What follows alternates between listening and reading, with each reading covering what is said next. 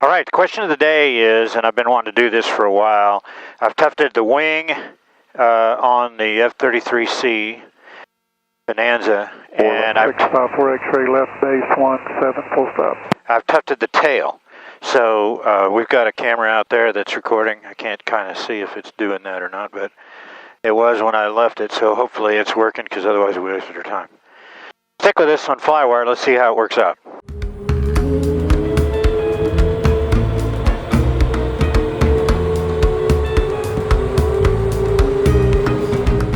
Hey, I'm Scott Perdue, and today on Flywire, what we're going to do is we're going to go up, we're going to do 2 spins left, we're going to do 2 spins right. I've got cameras both on the wing, the left wing's tufted, and the tail is tufted as well. So we're going to see what it looks like, what the airflow looks like, both on the inside and the outside of the turn for the rudder and the wing. So I think it's going to be cool. Let's check it out. Portland traffic, red and white Bonanza taking the active 17 with a southwest departure, Portland.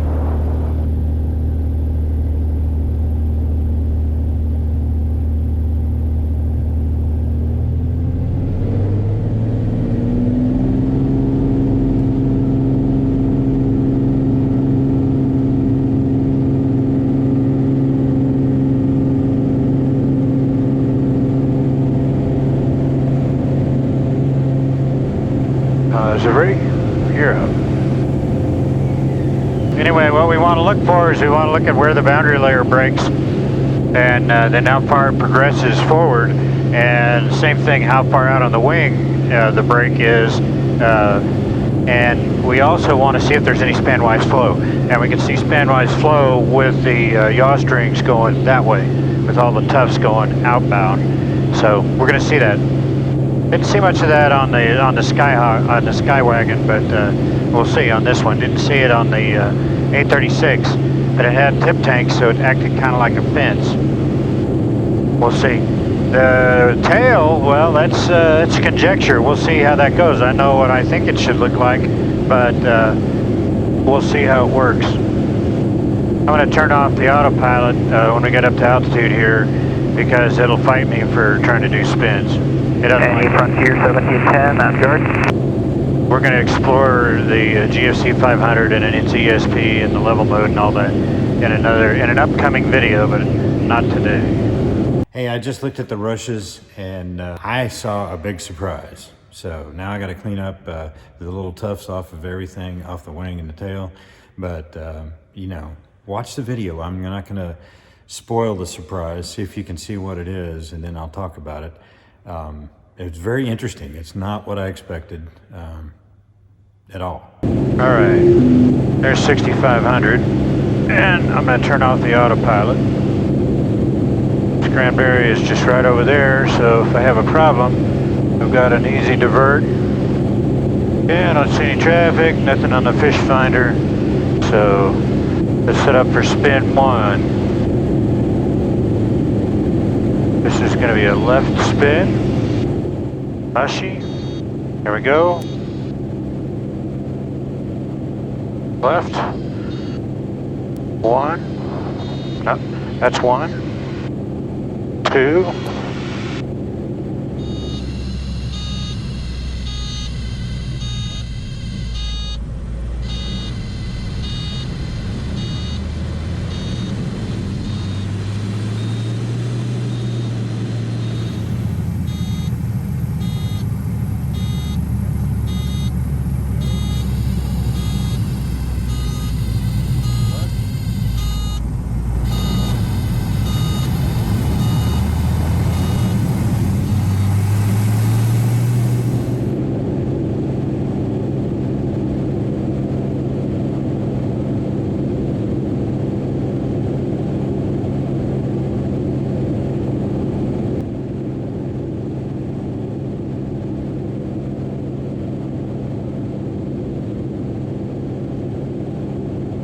Whoa! Did you see that? Did you see what I was talking about?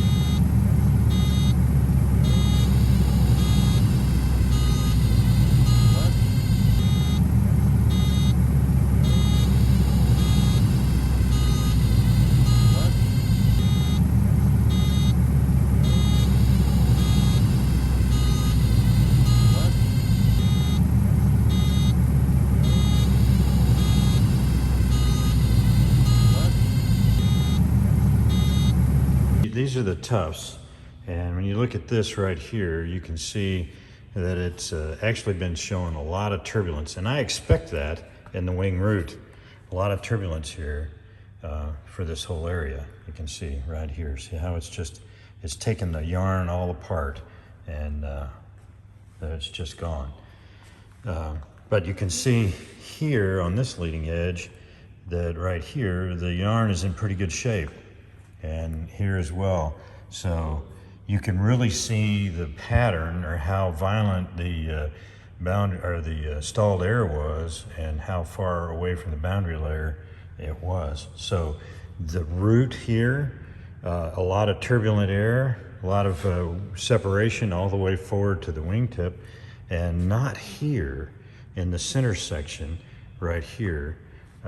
You can see that a little bit over here, but then this part not so bad. So the center section has been pretty good with not as much turbulent break. But the fascinating thing for me here is, remember how we just saw the root? Look at this.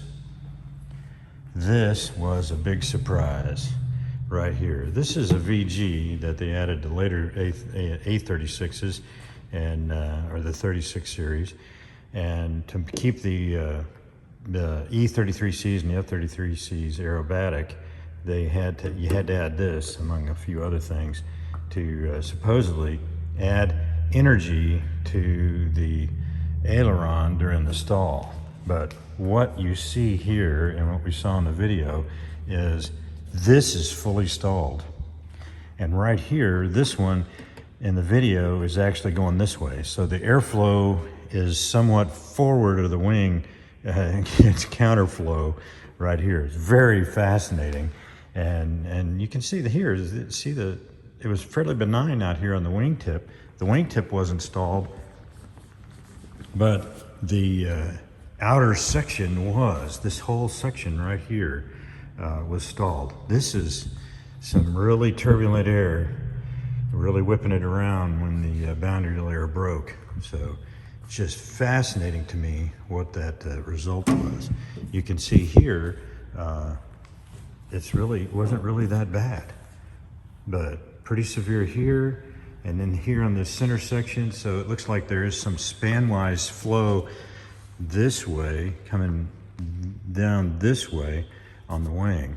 So we're actually seeing some span-wise, in my opinion, we're seeing some span-wise flow down this way on the wing, spilling off the wing instead of straight down. And not much span-wise flowed completely perpendicular to the wing. But fascinating stuff. And you can see the boundary layer here, when it was broken, right down here at the root. I didn't tuft the flap or anything, but you can see that the yarn is in pretty good shape, just vastly different. So there to here, going down, basically down that stripe, and then out here at the wing root, centered on that VG vein. It's fascinating.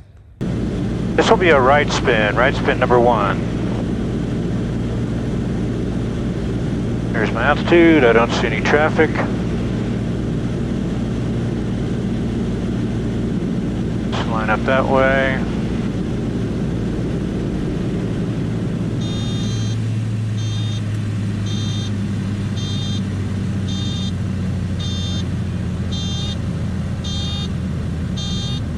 Right spin.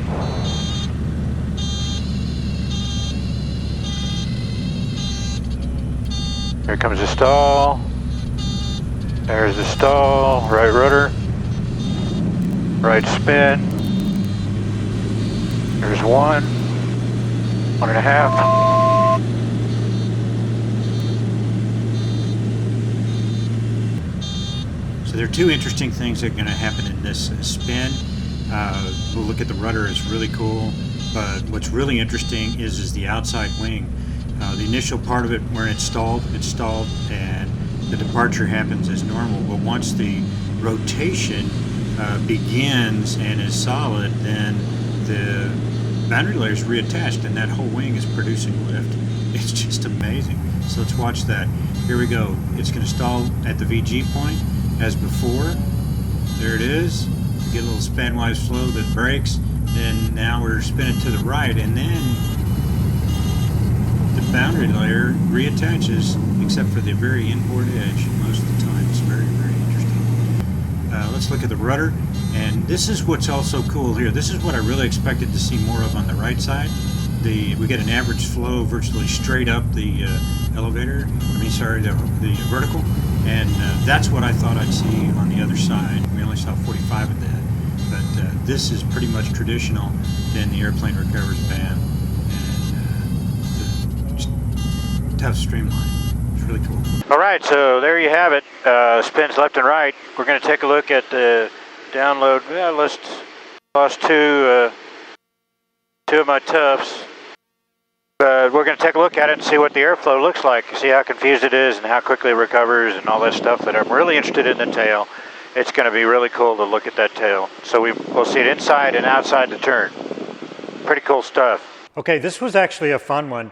I'm real happy I did it. I tufted the wing on the A36, and I didn't think it would be that drastically different on this one, but I didn't really take into account that VG vane, that big VG vane on the forward part of the wing, and that was enormous and a big surprise. A typical VG is going to be sticking up like this, and it's going to shed a vortice, the cone that goes this way, that's actually slightly above, well into the boundary layer, and then add energy over the top. That's how you can add energy into the boundary layer to keep it attached longer on the top portion of the wing, any wing. And so this one is the VG's this way, so it's going to spill great big vortices and turbulent air over the top. And that's what happened. I didn't really foresee that what was going to happen here was that turbulent air would actually detach the boundary layer. I thought it would add energy to it. That's not what happened. It detached the boundary layer, and we actually got reverse flow going across the wing, forward of the wing at that point where the VG was, and that's fascinating. I think what happened is that what happens with this thing is it sets up a fence. So in other words, it sets up an early boundary layer fence, and that's a low pressure area, so we do get some span-wise flow, but it's at an angle.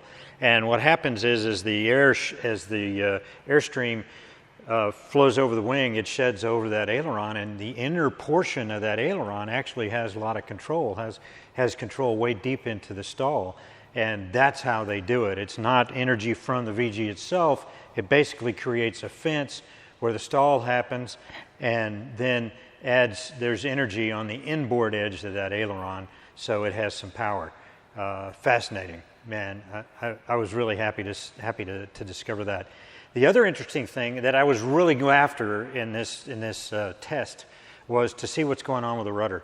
This airplane recovers really super well, but probably with more clarity from a yaw departure, from an auto departure spin, than most other airplanes I've flown. The extra's got an awful lot of power, so man, it pops right out. But this is even more, has even more clarity. And I was trying to figure out why that is. And I think we saw that. Okay, so when the rudder is on the inside or the outside of the turn, then the stalled flow pattern is actually, let's see, it's on the inside, sorry, how confusing it is. So the rudder is actually on the inside of the spin, like in the turn to the right, where we're looking at with this side, this rudder right here. Of this side, the flow pattern is very nearly vertical, span-wise, along the vertical.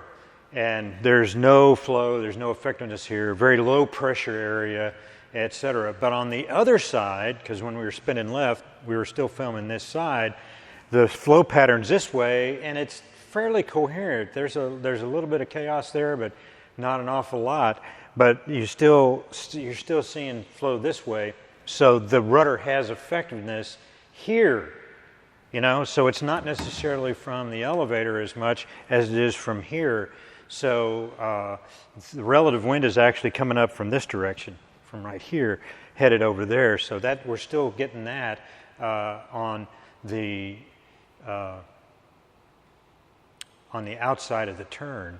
And when we reduce the rudder, because that's all you have to do in this airplane, is you can, if that just let go recovery, if you just let go, the rudder streamlines and the airplane will stop yawing like that. It'll stop spinning. And that's why it's doing that, because it's got flow here, and that stops the pro-spin rotation, stops the yaw when you streamline the rudder. Boom. You don't have to go opposite rudder at all. And that's why it's happening in this airplane. I don't know how many other airplanes are doing it. I know the Stearman doesn't do it that way.